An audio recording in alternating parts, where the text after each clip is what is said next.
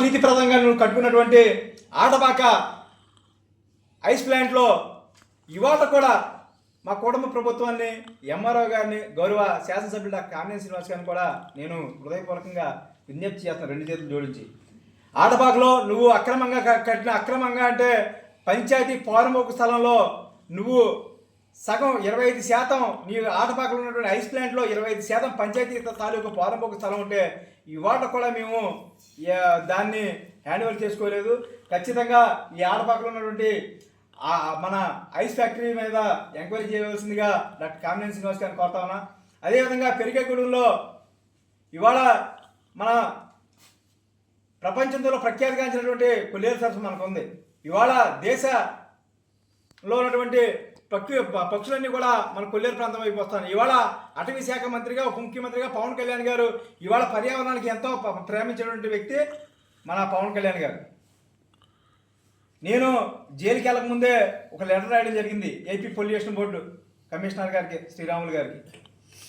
ఏదైతే పెరిగూడెంలో ఫ్యాక్టరీలో నువ్వు అన్యాయంగా నువ్వు ఎయిర్ పొల్యూషను, అదేవిధంగా నువ్వు లోపల ఏదైతే శుద్ధి చేయకుండా నీళ్లు వదిలేయడం వల్ల అక్కడ ఉన్నటువంటి పంట పొలాలు కానీ ఇన్ని రకాలుగా నాశనం అయిపోతున్నాయో, ఎన్నిసార్లు అక్కడ ఉన్నటువంటి చుట్టుపక్కల ఉన్నటువంటి రైతులు కంప్లైంట్ ఇచ్చారో పొల్యూషన్ బోర్డు దగ్గర రిపోర్ట్ ఉంది.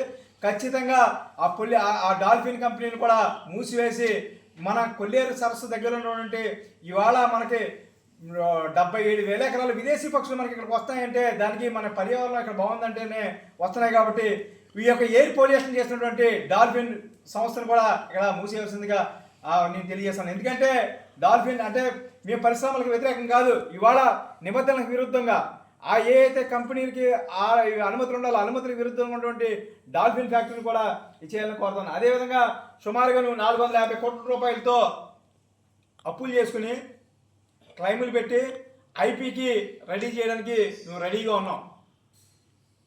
నువ్వు ఎవరైతే ఒక లాయర్కి ఇచ్చావో ఆ లాయర్ గారితో కూడా నేను మాట్లాడడం జరిగింది.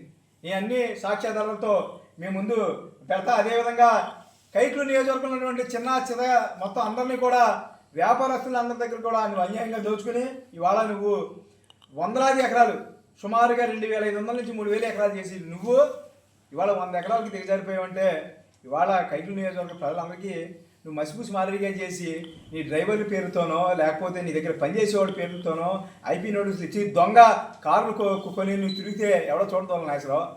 ఇవాళ నీకు దూరం నీ వెనకాల తిరిగి కార్లు తిరిగి వ్యవహారం తిరిగి రౌడీ గ్యాంగు నువ్వు భ్రమలా ఉన్నావంటే ఇవాళ డాక్టర్ కామినేని శ్రీనివాస్ గారి మంచితనం వల్ల కైకలూరు నియోజకవర్గం నేనే ఎమ్మెల్యేని భ్రమలా ఉన్నావు.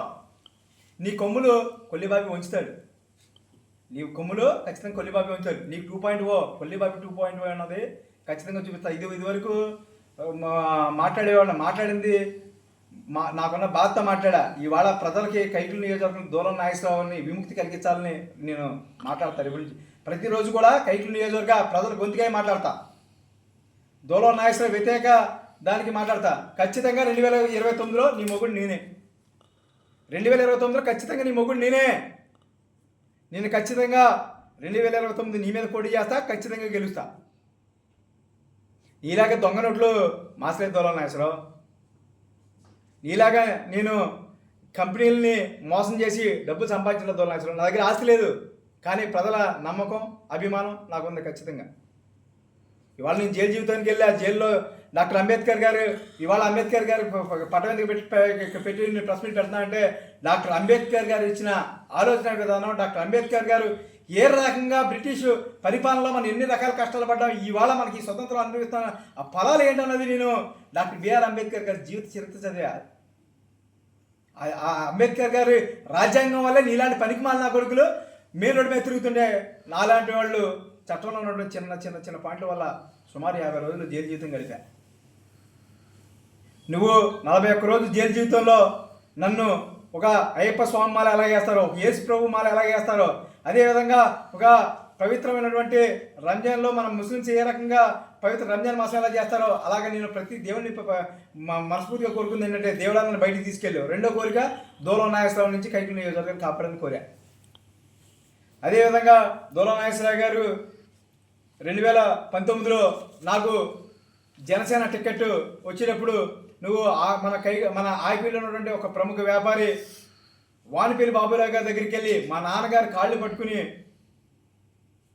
బాబీకి టికెట్ ఇస్తే నేను ఓడిపోతాను అని నువ్వు కాళ్ళు పట్టుకున్నది నిజమా కాదా?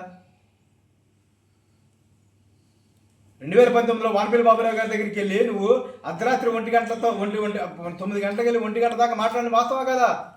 అప్పుడు కొల్లిబాబీకి దీన్ని దుర్మార్గాలు చేస్తున్నాడు, కొల్లిబాబీ ఇంత దౌర్జన్యాలు చేస్తున్నాడు, కొల్లిబాబీ రౌడీ అని నీకు తెలియలా? అంటే 2019లో నేను పోటీ చేస్తానంటే నువ్వు ఓడిపోయే స్థితికి వచ్చావు కదా దొంగలాసలో. అదేవిధంగా నువ్వు ఇవాళ ప్రగల్భాలు పలుకుతావు. నీ స్థాయి కానిస్టేబుల్కి ఎక్కువ, ఎస్ఐ గారికి తక్కువ. నువ్వు ఎమ్మెల్యేగా ఉన్న టైంలో కైకులు నియోజకవర్గం ఎన్ని ప్లాకార్డ్ క్లబ్బులు నడిపావు. డైరెక్ట్గా పోలా ట్రైన్ దగ్గర నువ్వు నీ కొడుకులు ప్లాకార్డ్ ఆడిస్తుంటే ఎస్పీ రవీంద్రబాబు గారు రైడ్ చేసినప్పుడు ఎవరు కాళ్ళు పట్టుకుని నువ్వు నీ కొడుకులు ఇప్పించుకున్నావు దొంగ కైకులు నియోజకవర్గం ప్రజలు తెలీదా?